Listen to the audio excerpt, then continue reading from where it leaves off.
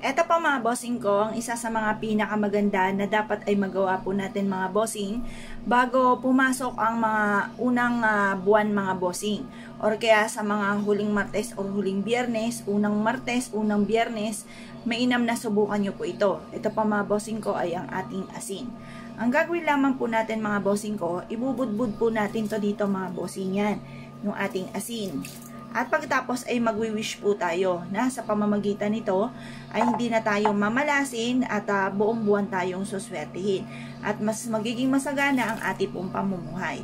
Ganyan lang po ang inyo pong gagawin mga bossing.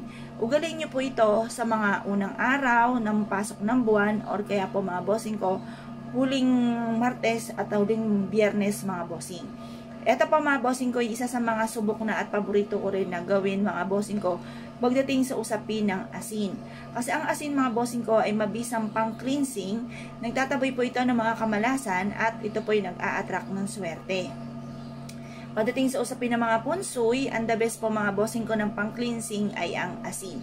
Kagaya na na-share ko nga po sa inyo, sa isang resort na pinuntahan namin, ay napakaraming tao, pulibok na po sila at hindi na halos tumanggap ng mga walk-in dahil sa punong-puno na ang kanilang resort mga bossing. At doon ay napansin ko, may malaki silang bowl ng asin mga bossing ko sa main entrance ng kanyang negosyo. Samantalang ang mga katabi po niyan mga bossing ay halos wala ng tao, halos napakatahimik at kumbaga konti na lang ay magsasara na mga bossing. Pero sa kanila ay dinudumog mga bossing, bukod sa ganda ng kanilang ambience ay meron din silang pang-cleansing at pantabay na mga kamalasan. At talaga naman tunay na nare-relax ang mga taong pumupunta po doon mga bossing. Subukan nyo po ito. Kung kayo po isa sa mga mahilig sa mga pampaswerte, wag na wag ka magpapawala nito dahil ako po isa sa mga magpapatotoo na sinuwerte sa pamamagitan ng ganitong mga pamamaraan.